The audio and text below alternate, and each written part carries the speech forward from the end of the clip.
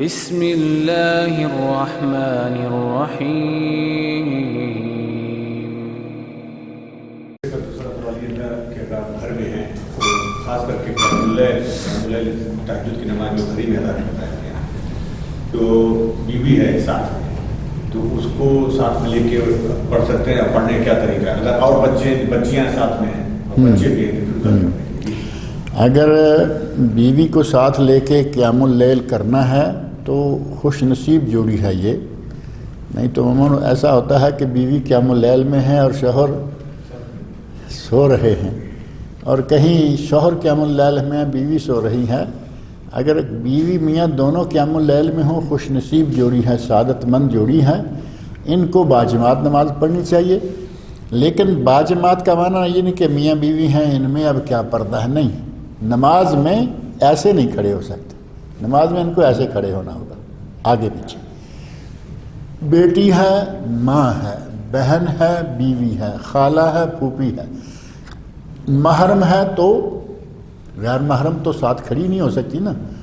اگر محرم ہے کوئی بھی تو اس کو عورت کو پیچھے کھڑے ہونا گا۔ اکیلی ہے تو اس اکیلی کی صف کامل شمار ہوگی، مردوں کی اکیلے کی صف نہیں ہوتی نا، اس کو ساتھ آنا ہوگا۔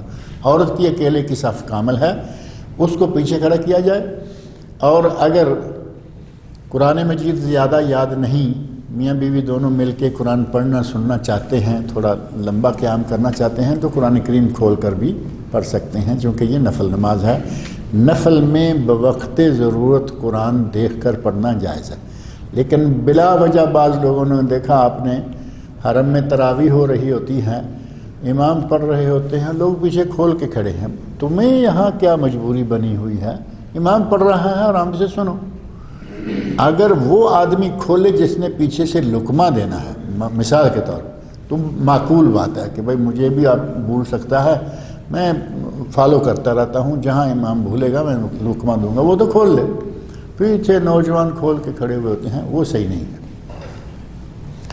اگر بیٹیاں ہیں گھر میں، بیوی بھی ہیں، بہنیں بھی ہیں، یعنی بعض گھروں میں کافی لوگ ہوتے ہیں، بہنیں بھی ہوتی ہیں، بیٹیاں بھی ہوتی ہیں، بیوی بھی ہوتی ہے، تو اس گھر میں ماں بھی ہوتی ہے، ان سب عورتوں کو پیچھے رکھنا ہوگا، اپنے ساتھ کوئی نہیں۔ اگر کوئی بیٹا ہے تو اس کو اپنے ساتھ کھڑا کر لیں، اور اگر 2-3 بیٹے ہیں اور سمجھدار ہیں، بڑے ہو گئے ہیں، تو آگے امام، پیچھے یہ لڑکے اور ان کے پیچھے عورتیں، جو ماں بیوی بہن بیٹی سب اس میں شامل ہیں۔